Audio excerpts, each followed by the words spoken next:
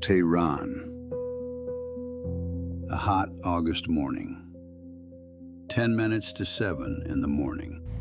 A Rockwell sedan, a Dodge, turns onto a side street near Vosug Square. A Volkswagen cuts in front. A minibus boxes it in from behind. 4 men walk up on foot. Inside, 3 Americans, engineers, driving to work like every morning.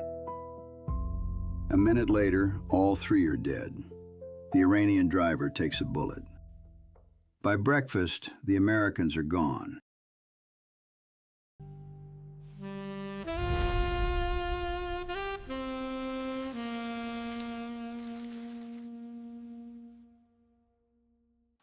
The official story is ready before the bodies are cold. Communist terrorists. Ideology. A blow against the friendship between Iran and America. Clean, simple, convenient.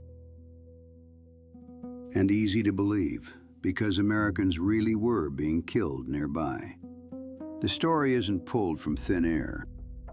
One snag.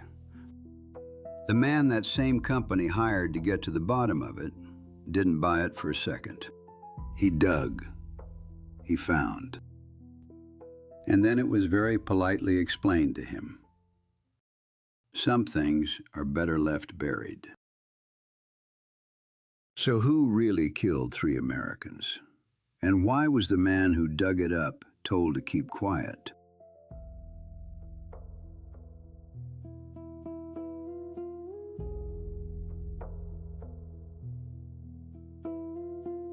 First, what were 3 American engineers doing in Tehran at 7 in the morning?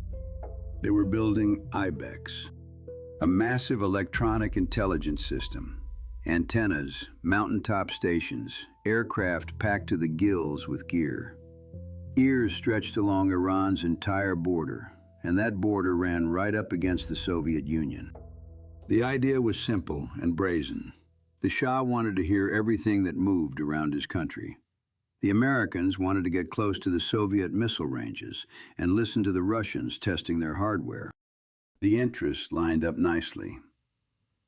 I'll give them this. It was a bold piece of work. To sit on a mountain in Iran and eavesdrop on Moscow, you need nerve. The contractor, Rockwell International, the same outfit that built America's spacecraft. The system got so complex they were shipping in the newest computers and cipher gear, and the people cleared to touch it carried CIA and NSA clearances. $500 million. To feel the number, a couple of years earlier, the Shah had dropped $2 billion on 80 F-14 fighter jets, the biggest arms deal in American history at the time. IBEX ran a quarter of that. A whole spying empire along the border for the price of a good chunk of a fighter fleet. And then death walks into the project. Hundreds of millions of dollars, the sharp edge of the Cold War. 3 engineers, a side street, 4 gunmen. The reaction was immediate.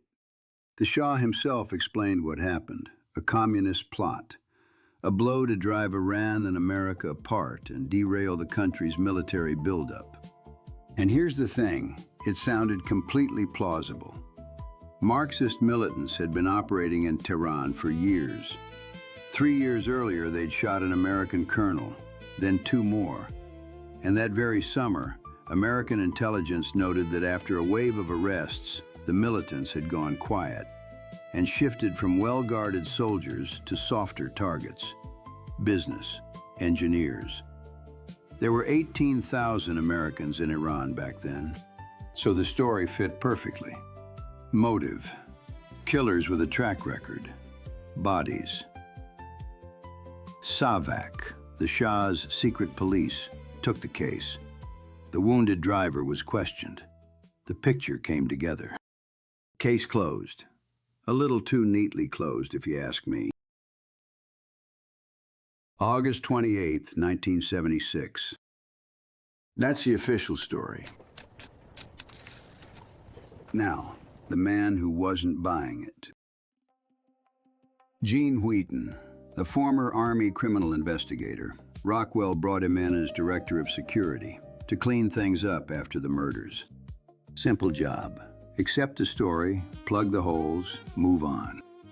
Instead, Wheaton started asking questions nobody asked him to ask. And what he found looked nothing like the work of terrorists. It looked like a cleanup. To understand why Wheaton didn't believe it, you have to understand who Wheaton was. The man had already lived in Iran. In the early 70s, he sat in Tehran as an advisor on narcotics and on terror to the court of the Shah. He worked shoulder to shoulder with Iranian intelligence. He knew the country, knew the players, knew how things actually worked, not how they looked on paper. Then he left the army, came back as a civilian, and Rockwell put him on IBEX security, right when 3 of his countrymen were gunned down on a side street. And here's where I start to respect the man. A good investigator doesn't ask who's guilty. He asks, does the picture even add up? Wheaton looked at the official story through the eyes of a man who'd spent the better part of 20 years catching people who lie convincingly. And the picture didn't add up. Look for yourself. Marxist militants kill for noise, loud, public, meant to frighten. This was different. The car boxed in front and back, textbook. 4 men walked up, did the job, vanished. Clean, planned, military. This wasn't the hysteria of ideologues. This was the work of people who knew the route, knew the time, knew who'd be in that car. Somebody knew the 3 engineers' routine very well. And you don't learn that from the street. You learn that from the inside.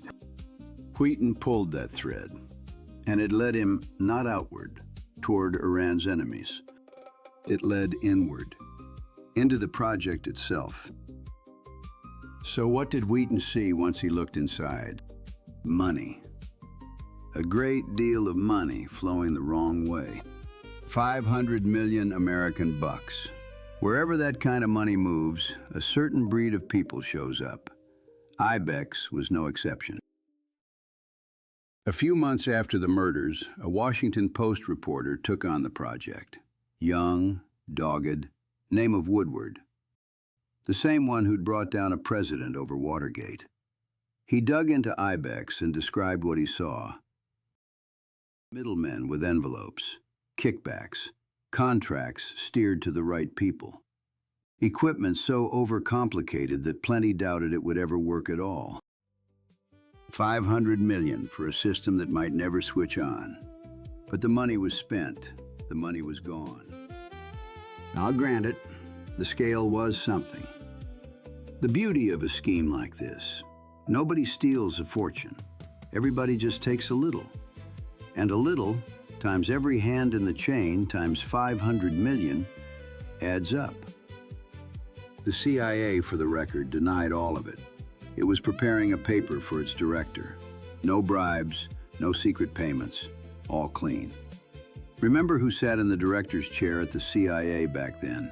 We'll come back to him.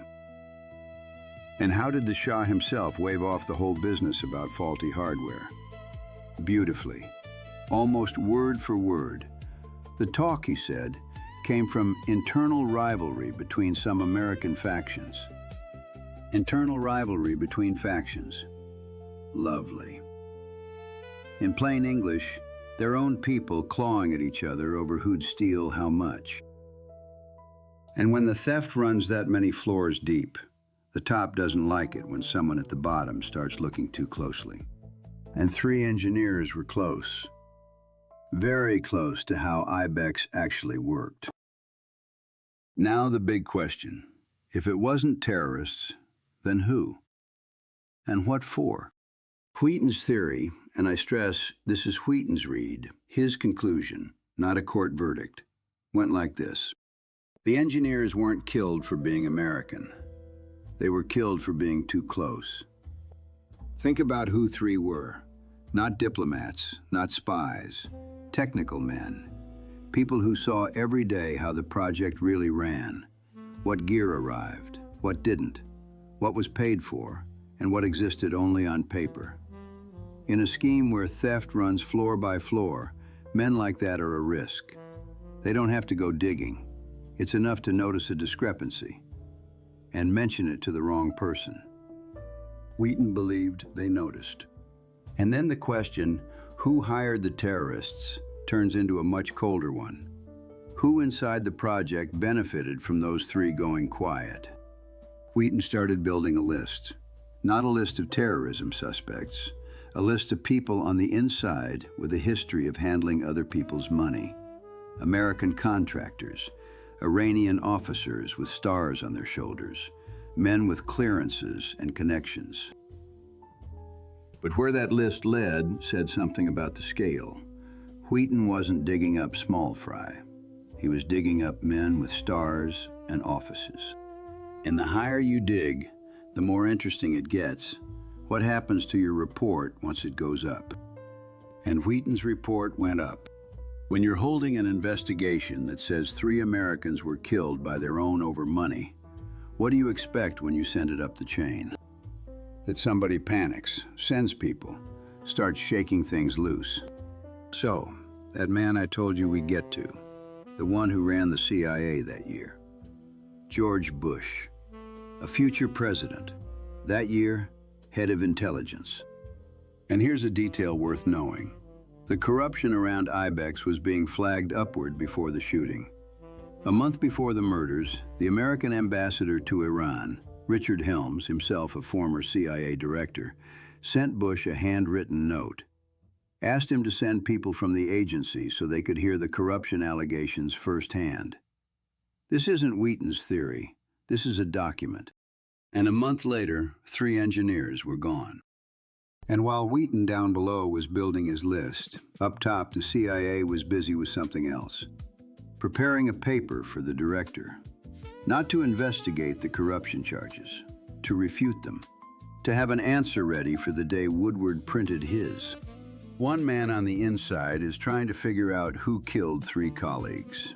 The apparatus up top is polishing the wording that everything's clean. 2 different jobs. The second one came through louder. Wheaton's report set nothing in motion.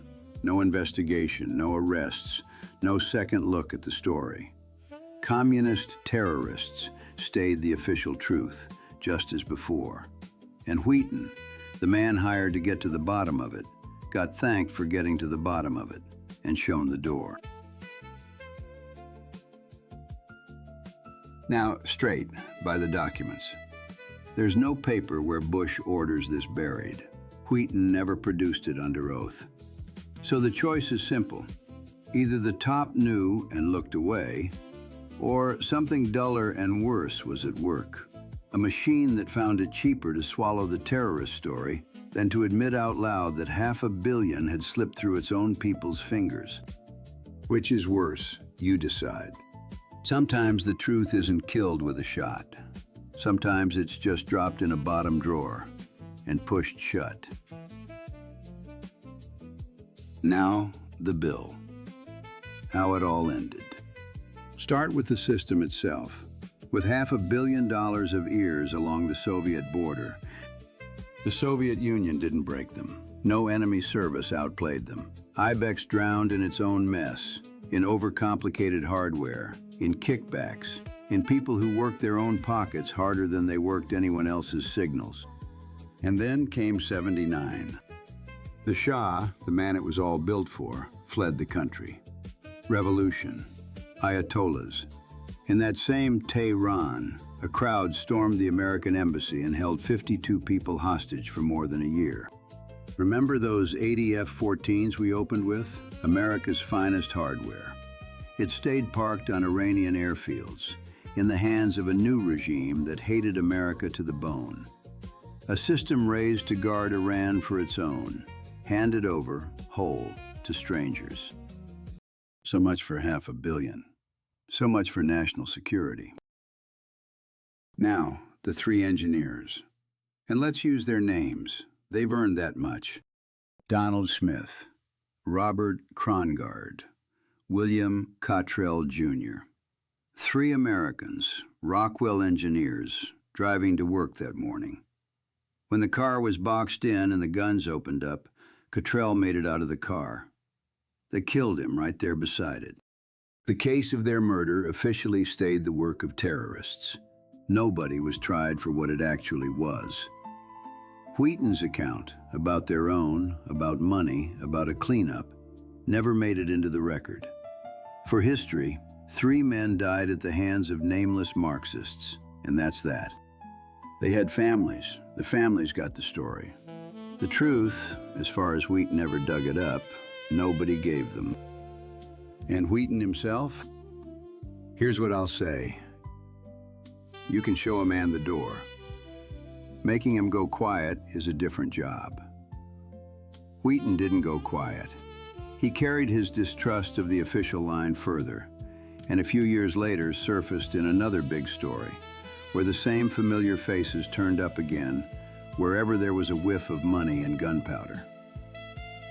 But that, as they say, is another episode. A clean plan, a beautiful system, and a pile of bodies, money, and lies on the way out. Let's translate a few words from official into plain English. I do enjoy this.